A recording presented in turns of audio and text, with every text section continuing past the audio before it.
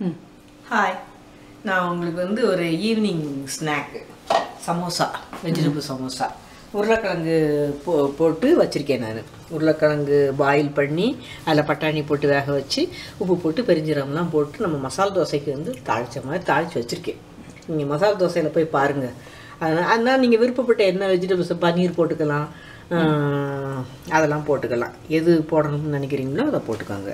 ஆனால் உருளைக்கிழங்கு இருந்தால் தான் வந்து சமோசாவுக்கு வந்து உள்ளுக்குள்ளே நம்ம கடிச்சு சாப்பிட்றதுக்கு நல்லாயிருக்கும்.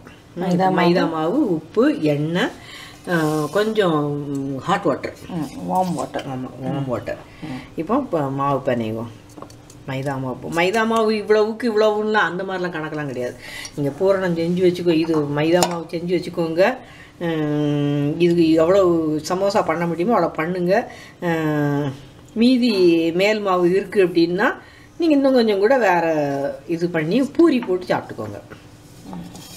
உப்பு போட்டேன் தேவையான அளவு. இதில் இந்த சோடா உப்பு அதெல்லாம் போட வேண்டியதில்லை.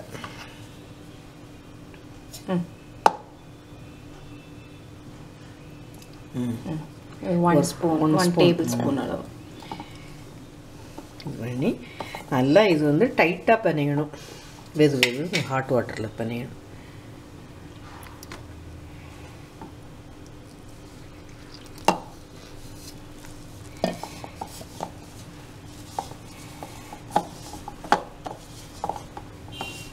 பிணைஞ்சி ஒரு மணி நேரம், ஒரு மணி நேரத்துக்கு மேலே கூட ஊறினா கூட பரவாயில்ல, போதும். பரோட்டாக்கு மாதிரி கிளுகிளுன்னு பிணைஞ்சிடாதீங்க. சமோசா பற எண்ணெயில் போட்டால் தண்ணியை குடிச்சிக்கிட்டு எண்ணெயை குடிச்சிக்கிட்டு வரும். ஈவினிங் பண்ண போகிறீங்கன்னா மத்தியானம் லன்ச் டைமில் பிணைஞ்சி வச்சுருங்க.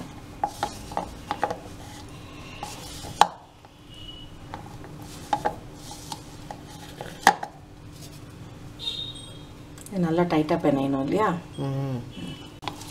இந்த மாவு பிணைஞ்சிருக்கேன் டைட்டாக. இன்னும் கொஞ்ச நேரம் கழித்து இலக்கம் கொடுக்கும். அவ்வளோ இலக்கம் இருந்தால் போதும். தண்ணியை ரொம்ப விட்டுறாதீங்க.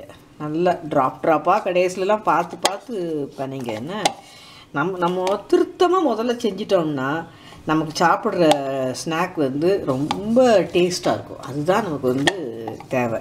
அதனால தான் சொல்கிறது டைட்டாக பண்ணிங்க, இலக்கமாக பண்ணிங்க அப்படின்னு சொல்கிறது. எப்படினாலும் பண்ணிங்கன்னு நம்ம சொல்லிட்டோம்னா நம்ம சாப்பிட்றது வந்து அந்த மாதிரி வராது. அதுக்கு தான் முதல்ல கொஞ்சம் கவனமாக மெனக்கெட்டுட்டோம்னா அப்புறம் வந்து நமக்கு சாப்பிட்றது வந்து இதெல்லாம் சிம்பிள் ரெசிபி தான். இது ஒன்று பிணையணும், இது ஒன்று செய்யணும். இதை ரெண்டையும் சேர்த்து எண்ணெய்க்குள்ளே போடணும், அவ்வளோதான். அதனால் சண்டே ஈவினிங் ஸ்நாக்குக்கு சாப்பிட்றதுக்கு மனசுக்கு ரொம்ப ஹாப்பியாக இருக்கும். சமோசா வீட்டில் செய்ய முடியுமா அப்படின்னு நினைக்கிறோம். செய்ய முடியுமே. இதில் உள்ளுக்குள்ளே நான்வெஜ் கூட வச்சு சாப்பிட்லாம். அது ஒரு நாளைக்கு வேணால் செஞ்சு பார்ப்போம். ஏற்கனவே எண்ணெய் ஊற்றி இருக்கிறதுனால இனிமேல் எண்ணெய் ஊற்ற வேண்டாம். பரோட்டாக்கு மாதிரி மேலெல்லாம் எண்ணெய் வந்து இருக்கணும்னு அவசியம் கிடையாது. இதை வந்து நல்லா ஒரு தட்டு வச்சு மூடி, இல்லாட்டினா ஒரு துணி வச்சு மூடி, ஈர துணியை போட்டு அப்படி மூடிடாதீங்க. மேலே வந்து கவர் பண்ணுங்க. இப்போ தான் இது கவர், பாலித்தீன் கவர் இதெல்லாம் வச்சுருக்கீங்கள்ல, அதை வச்சு நீங்கள் இது பண்ணிடுங்க. Clean fill. ஆமாம், அதை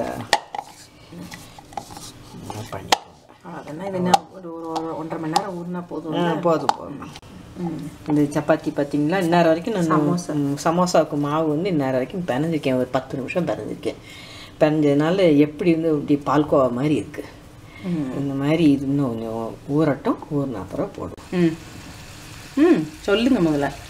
இப்போ இது வந்து சின்ன சப்பாத்தியாக போட்டிருக்கேன். அதனால் சின்ன சமோசா, குட்டி சமோசா அப்படி அவ்வளோதான்.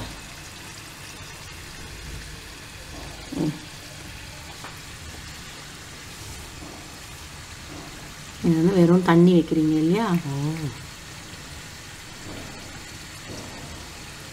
பொட்டணம் ஃபார்ம் பண்ணியிருக்கேன்.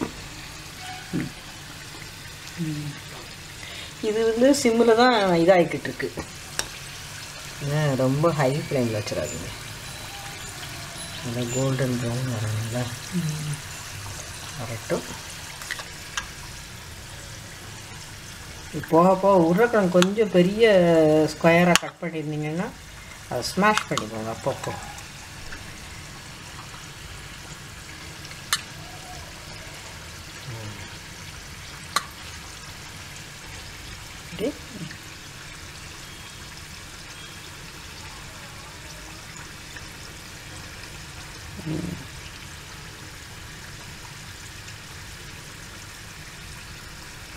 சின்ன சமோசா குட்டியாக போட்டிருக்கேன்.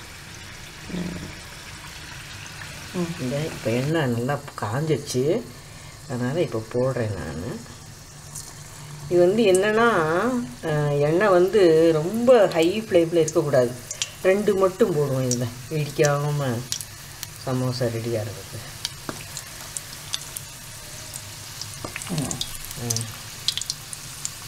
மெதுவாக வேகணும் இல்லையா? ஆமாம், வெறும் மைதா மாவு மட்டும்தான். மசால் வந்து இது மசால் தோசைக்கு போட்ட மசால். இதில் வந்து நீங்கள் என்ன காய்கறினாலும் சேர்க்கணும்னு, பன்னீர் போடுறதுனாலும் போட்டுக்கலாம். என்ன உங்களுக்கு விருப்பமான ஸ்டைலில் கூட நீங்கள் செய்யலாம். நான் பொதுவாக வந்து இந்த சமோசா வந்து இந்த மாதிரி எனக்கு கரம் மசாலா நான் போடலை. நீங்கள் போடுறதுனாலும் போட்டுக்கோங்க, கொஞ்சமாக போடுங்க போடுறதா இருந்தால். கோல்டன் ப்ரௌன் ஆயிடுச்சு. நேரம் இதை எடுத்துருவோம். எடுத்துட்டு டொமேட்டோ சாஸ் தொட்டு சாப்பிடலாம்.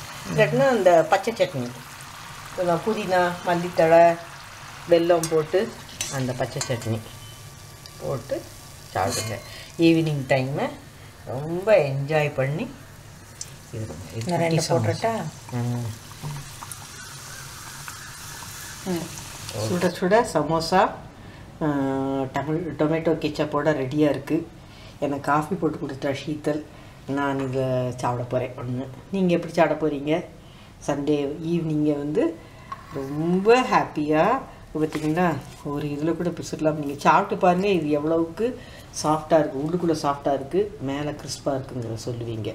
அந்த இது கூட மிச்சம் இருக்குது. இன்றைக்கி வந்து மிச்சம் இருக்கிறத வந்து ஷீத்தல் வந்து மசால் தோசைக்கு போட போகிறா. நீங்கள் அது மாதிரி போடுறதா இருந்தால் போடுங்க. போட்டு இல்லாட்டினா அது பூரி போட்டு சாப்பிட்றோம் ஆண்டி அப்படின்னீங்கன்னா தட்ஸ் ஆல்சோ ஓகே. எல்லாமே நம்மளுடைய சந்தோஷத்துக்காக மட்டும்தான். சாப்பிட்டு எனக்கு ஃபீட்பேக் அனுப்புங்க. ஓகே.